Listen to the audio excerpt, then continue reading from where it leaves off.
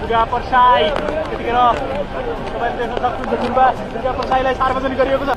नेपालबाट भागेपछि भारतको कुन ठाउँमा पुगेका थिए दुर्गा प्रसाई र प्रहरीले कसरी दुर्गा प्रसाईलाई समात्न सफल भयो, हेर्नुहोस् पुरा भिडियोमा। दुर्गा सर तपाईहरुलाई देखाइरहेका छौं दुर्गा प्रसाई पक्राउ परेका छन्। फरार रहेका 2 सातापछि प्रहरीले दुर्गा प्रसाईलाई नियन्त्रणमा लिएको छ। नेपाल प्रहरीका केन्द्रीय प्रवक्ता डीआईजी दिनेश आचार्यले विज्ञप्ति निकालेरै झापाको भद्रपुरबाट प्रसाई र उनका बडीगार्ड दीपक खड्कालाई नियन्त्रणमा लिएको उल्लेख गरेका छन्। दुर्गा प्रसाईलाई शुक्रबार भारतबाट नेपाल ल्याएर प्रहरीले नियन्त्रणमा लिएको हो। काठमाडौँ ल्याई अदालतबाट 12 दिन म्याद थप गरेर अनुसन्धान पनि अगाडि बढाएको छ। प्रसाई अहिले जिल्ला प्रहरी परिसर काठमाडौँको भद्रकाली स्थित हिरासतमा छन्। उनीमाथि राज्य विरुद्धको कसुर र सङ्गठित अपराधको कसुरमा प्रहरीले अनुसन्धान सुरु गरेको छ। प्रसाईको खोजीका लागि प्रहरीको विशेष ब्युरोको प्रमुख डीआईजी सिद्धिविक्रम शाहको नेतृत्वमा दुर्गा प्रसाई पक्राउ समिति नै बनेको थियो। यही समिति अन्तर्गत सुरुमा वरिष्ठ सही रमेश बजगाई र सन्तोष धमला सहितको 2 जना टोली भारतको नयाँ दिल्ली पुगेका थिए। दिल्लीमा विभिन्न ठाउँमा पुगेर उनीहरूले प्रसाईलाई खोजे तर भेटेनन्। दिल्लीमै केही समय बिताएको उक्त टोलीले थप सूचना सङ्कलन गर्यो। यहाँबाट टोली गएपछि सुरुमा सूचनाहरूको विकास गर्यो। त्यहाँ विभिन्न सम्भावित ठाउँहरूमा क्लुहरू लिँदै गर्यो।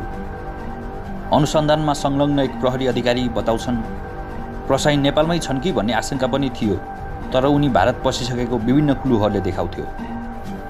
प्रसाई काठमाडौँबाट बाहिरिँदा चढेको गाडी प्रहरीले इटहरीमा फेला पार्यो।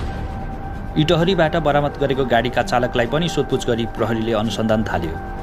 चालकले प्रसाईलाई झापा स्थित बीएनडीसी अस्पताल पुगेको बताए, तर उनी त्यहाँ पुगेका नरहेछन्। प्रसाई बीच बाटोमै भारतको उत्तराखण्ड स्थित प्रयागराज पुगेको सूचना पनि प्रहरीलाई थियो। भारत पुगेको प्रहरीले प्रसाईलाई प्रयागराजबाट फेरि लोकेसन बदलेर लखनऊ पुगेको पत्ता लगायो। त्यहाँबाट दिल्ली हुँदै राजस्थान पुगेको देखियो।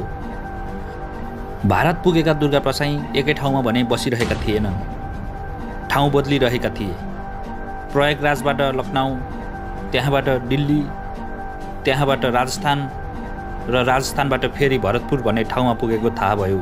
अनुसन्धानमा खटिएका ती प्रहरी अधिकारीले भने अन्तिममा प्रसाई भारतको असममा पुगेका थिए। असममा एकजनाको घरमा बसेका रहेछन्। पछिल्लो समय त्यहाँबाट मुभ भएनन्। उनले अन्त पनि सहयोगको अपेक्षा राखेका रहेछन्, तर नपाएपछि उनी त्यहीँ मात्र बसेका रहेछन्। प्रसाई भागिरहँदा उनले एउटा भिडियो पनि सामाजिक सञ्जालमा पोस्ट गरेका थिए। एउटा मन्दिर अगाडि बसेर उनले बोलिरहेको भिडियो फेसबुकमा पोस्ट भएको थियो। त्यही भिडियो प्रहरीका लागि ठुलो क्लु बन्न पुग्यो। ब्युरोको टोलीले प्राविधिक तथा अनुसन्धानका लागि खटाएको प्रहरीबाट प्राप्त सूचनाले प्रहरी नजिक पुगिरहेको थियो। उनले ठाउँ बदल्न विभिन्न गाडीहरू प्रयोग गरे। प्रसाई र उनका बडीगार्ड दीपक खड्का सँगसँगै काठमाडौँदेखि नै असम पुगेका थिए। काठमाडौँ उपत्यका अपराध अनुसन्धान कार्यालयका डीएसपी अनिल घिमिरे पनि प्रसाईको खोजी समितिमा थिए। घिमिरे पनि केही दिन अघि दिल्ली पुगेका थिए। दिल्ली पुगेर उनी सहितको टोलीले प्राविधिक अनुसन्धान सुरु गर्यो। प्रसाईबारे जानकारी हुन सक्ने केही व्यक्तिहरूसँग सोधपुछ समेत गर्यो। प्रसाई असममा रहेको पत्ता लाग्यो। त्यसपछि प्रहरीको टोली बिहिबार बिहानै असम पुगेको थियो। प्रहरीले दिनभरि भिडियोमा देखिएको मन्दिर पनि पत्ता लगायो र प्रसाई बसेको घरसम्म पुगेको थियो। मेरो जीवनको तपाईहरु ग्यारेन्टी गर्नुहुन्छ र मानव अधिकार र वकिलहरुको रोबरमा अघि मैले नाम भनेका वकिलहरुको रोबरमा हो भनेदेखि म भोलि नै 24 घण्टा भित्रमा उपस्थिति हुन म पुलिस प्रशासनसँग चाहिँ आउन म तयार छु। मलाई पुलिसले खोज्नु पर्दैन। उनी बसेको घर पत्ता लागेपछि प्रहरीले दुर्गा प्रसाईलाई राति नै नियन्त्रणमा लियो। प्रसाई पक्राउ पर्दा गृहमन्त्री रमेश लेखक, आइजिपी दीपक थापा र ब्युरो प्रमुख सिद्धिविक्रम शाह छलफलमा थिए। नेपाल प्रहरीले असमबाट कुनै अभियुक्तलाई पक्राउ गरेको यो पहिलो घटना थियो। प्रसाई भारतको असमको बक्सा भन्ने जिल्लामा बसेका थिए। त्यहाँबाट 4 किलोमिटर जतिको दूरीमा भुटानको सीमा छ। नेपाल प्रहरीले यति टाढाको ठाउँबाट कसैले पक्राउ गरेको पनि यो पहिलो घटना हो। उनले आत्मसमर्पण गरेको भन्ने पनि केही कुराहरू छ, तर प्रहरीले भनेको छ यो सबै झुट हो।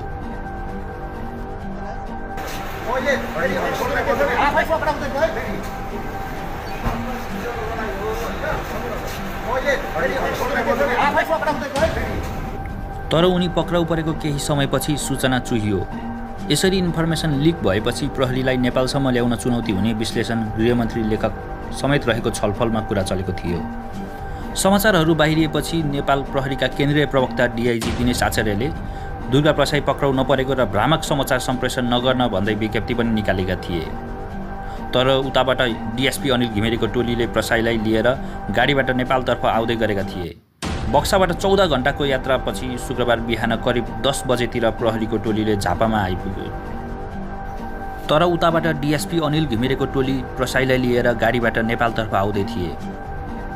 बक्साबाट 14 घण्टाको यात्रापछि शुक्रबार बिहान करिब 10 बजेतिर प्रहरीको टोली झापा आइपुगेको थियो।